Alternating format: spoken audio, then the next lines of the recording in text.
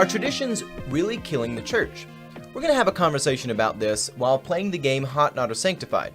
And how this works is we go through a list, and if we say something is hot, then we're saying we generally like it. If we say it's not, we're saying we don't like it. And if we use the term sanctified, which we can only use once per episode, that means we say only God's sanctified judgment can come and weigh in on this.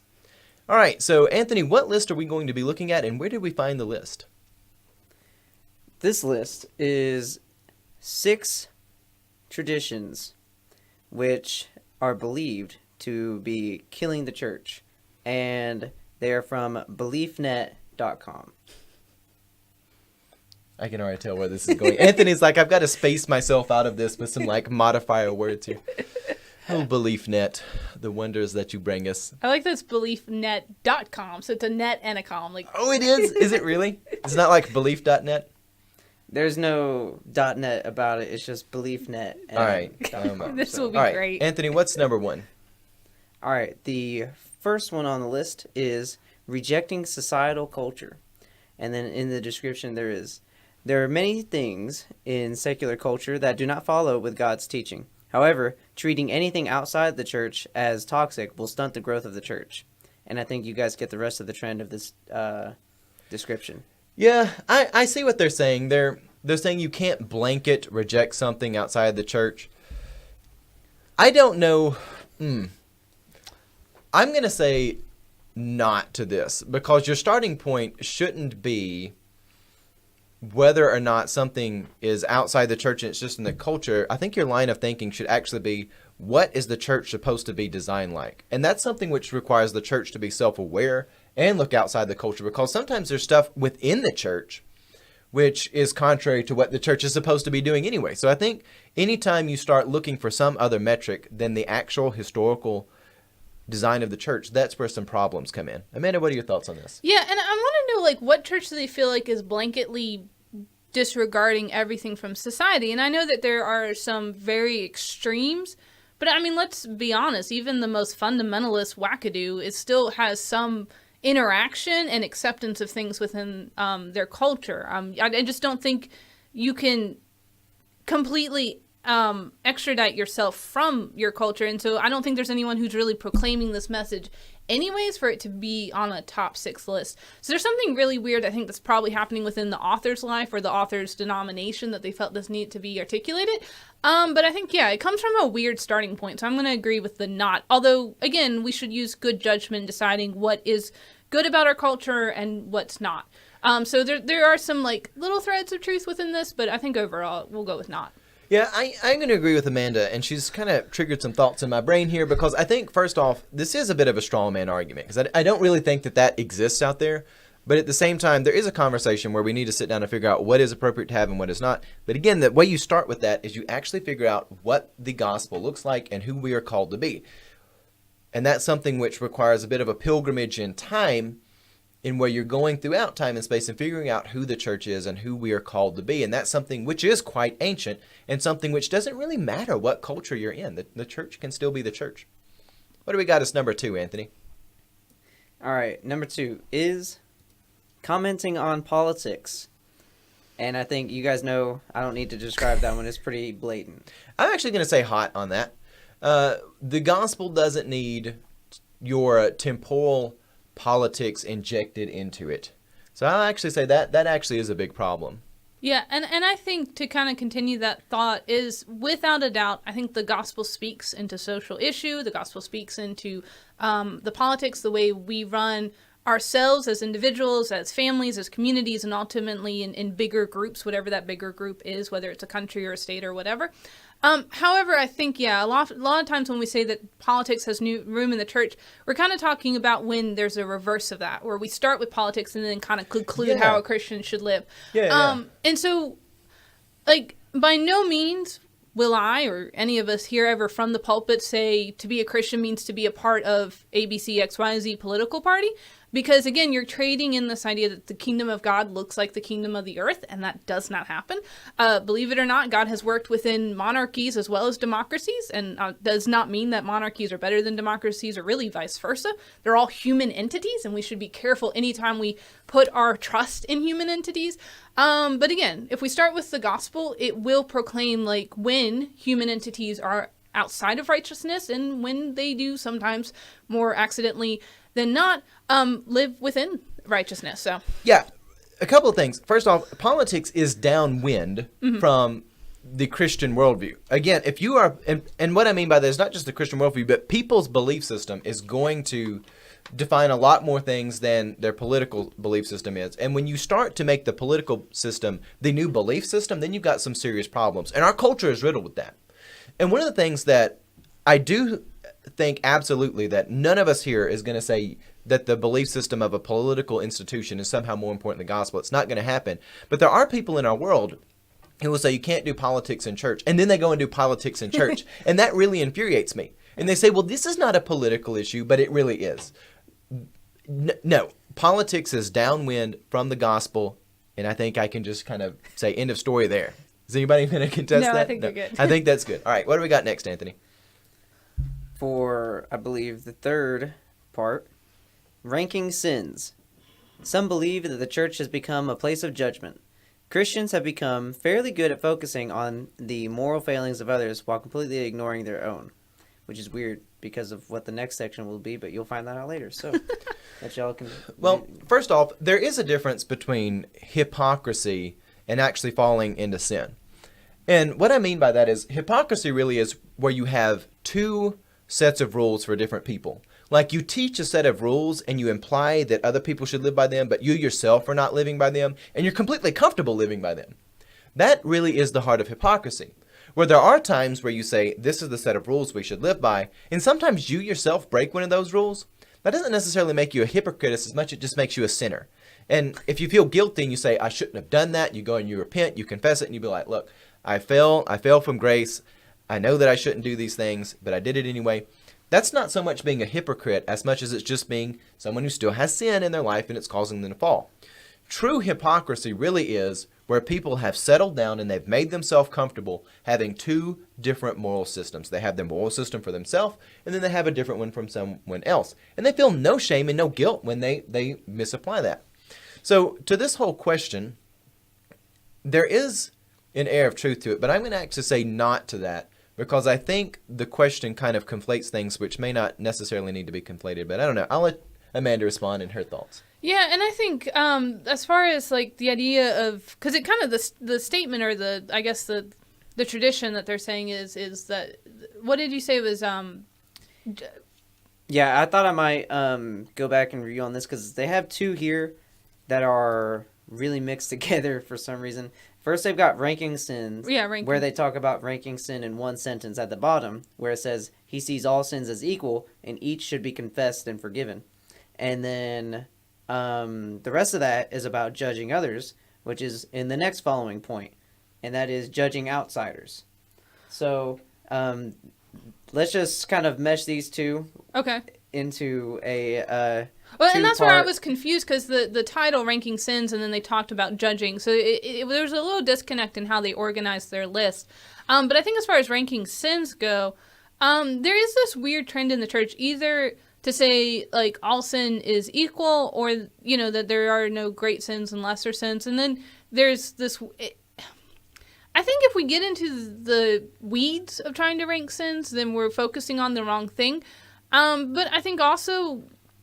I mean, the way our world works, there are different consequences, obviously, for, say, accidental manslaughter versus murder one. Like, because we look at things very complex. We live in a complex world. And so to kind of just blanketly say all sin is equal, I think is a little naive. And also then going, I think, into the second point about not judging. Again, the church is called to judge. And we are called to weigh things, but not weigh things in a human mind or from a political aspect, but to weigh things with God's wisdom. And so at times, I think we are called to look at the sin of people's lives, and we're to call all sin, sin. but also to say, okay, how you move out of sin as a drug addict is going to look differently than someone who moves out of sin who's a gossiper. They're both bad. But how we approach kind of the recovery and the transformation of those things are going to be different. And so I think we need to keep all that in mind as we talk about sin and as we help other people, and also as we look at ourselves and see how we need to be helped. And so I think, again, this is complex, and I think this list is kind of oversimplifying all of that. So I'm going to go with not. Yeah, and I do think whenever people get into the business of rating sins, they are focused on the wrong thing. Amanda's exactly right, because there is great confusion in the church about this. Some people say all sin is the same. It doesn't matter whether you came in and you told someone who looked the worst they ever had that they looked good. You know, it's something like a little white lie, or you go on and you rob a bank or something like that. People do want to say, well, it's kind of all the same, but at the same time, other people, they're observant in the world, and they realize that like a white lie doesn't have the same effects of somebody robbing a bank. They look around and they see that things actually really do have different consequences. But the problem comes is when the focus goes in the wrong direction. I don't think we're ever going to have an answer for how do we actually measure and weigh sins, but we do have an answer of how people are transformed out of that. And that's where the focus should be. We should not have different systems for how we rate and value sins. We should recognize that people are sinners, and sins do have different circumstances, and we've got to respond to those circumstances, but we can all move towards the holiness and Christ-likeness which we are called to. Yes. Something that I would add to that is I totally agree with the argument by effects, that you can look at the effects of sin that are very different and that have different degrees of, intensity and badness. And so that's a good argument for all sin not being equal. But there's also the idea that evil is not a presence, that evil is an absence. And so if you're considering it like that, then there may very well be more absence, or rather less presence of God in an action than another action. It's not as though it's a, all presence or no presence scenario, especially whenever you're looking at it like that. So I think on the nature of it itself, you could make another good argument that they're probably not all equal.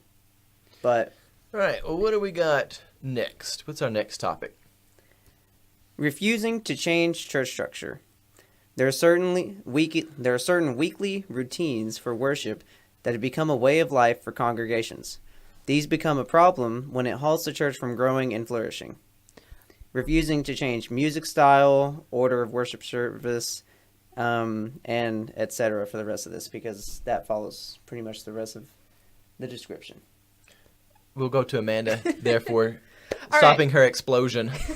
All right, so this is, okay, first of all, this list is weird because it says, like, the top 6 traditions that are killing the church, and then we haven't actually named any traditions. These are all maybe philosophical or theological or doctrine issues, or kind of the interaction, the implication of theology into the church.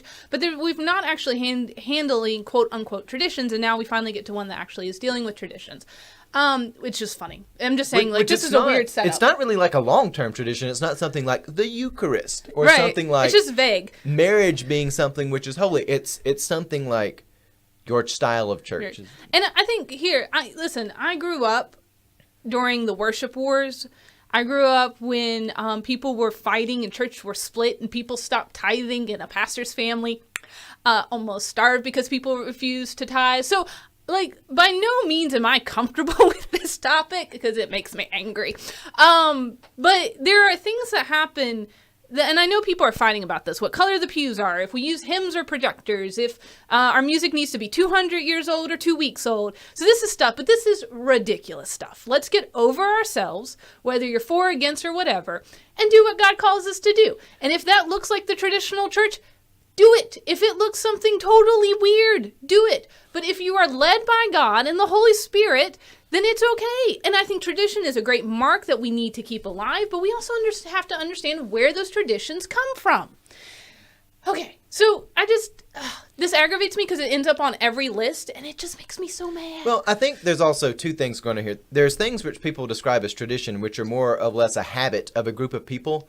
And then there are things which I would consider like a deeply rooted 2,000-year-old tradition. Again, namely something like communion, something like baptism, something like making a confession when you want to come into the faith, how we come to Scripture, the general format of worship, and not the things like how glass is your pulpit.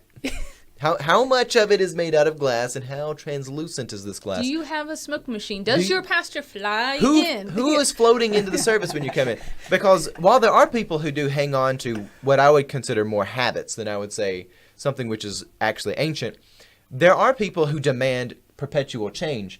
And all of this, whether you're on one side or the other, stems from missing the point of what the church structure is actually about. It comes with the wrong assumptions of how we should format church. And that really is where I think there's a huge amount of confusion, especially in the modern world.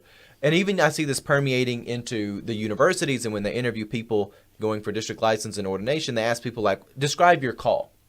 I actually think that the reason why so many people are asking this question, describe your call, which I don't remember them doing actually when I was going to university, though I know the people after me, they started talking about this a lot more.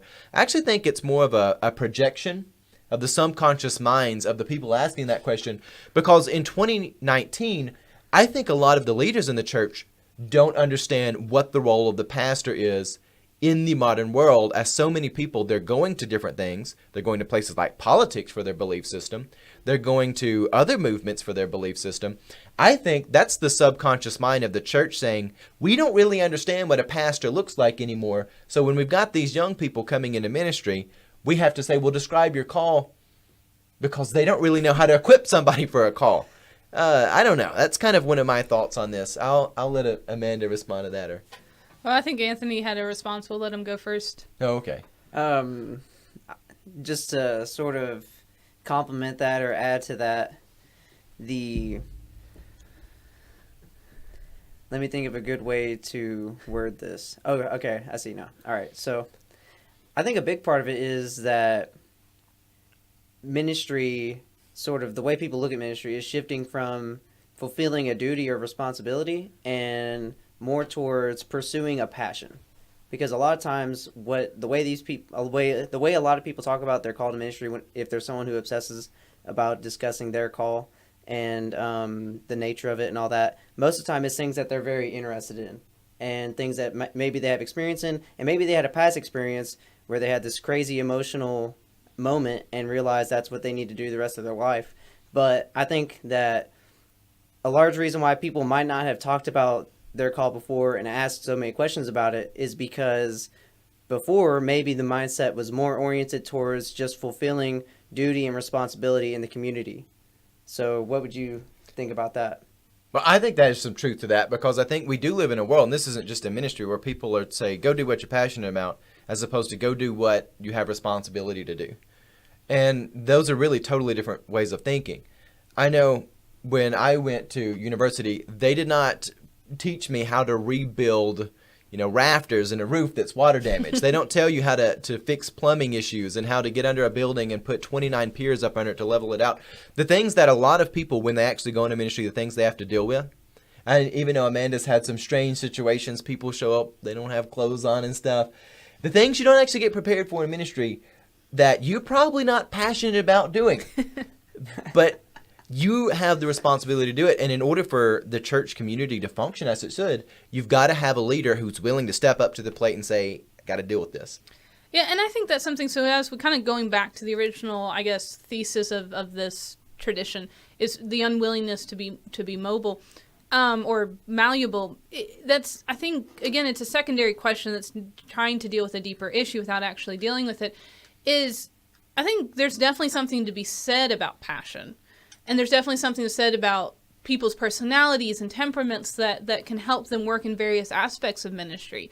But yeah, I think, and one of our professors, and I can't remember which one said this, and I think several have said it in various ways, but they basically told us in our ministry classes, if you can do anything else and still get into heaven, do that. Basically, if you don't have to be a pastor, don't be one. And I think what is telling about that, and I think really shouldn't be just to pastors, but all people who are part of the faith community. And this is why we should take our faith so seriously. There's joy and there's fun to be had in our faith, but there's also a great seriousness that these other things, like these kind of structures or these what they call traditions that are kind of these short-term things don't matter. What matters is, are you willing to die to yourself, to your own will, your own way, your ideals?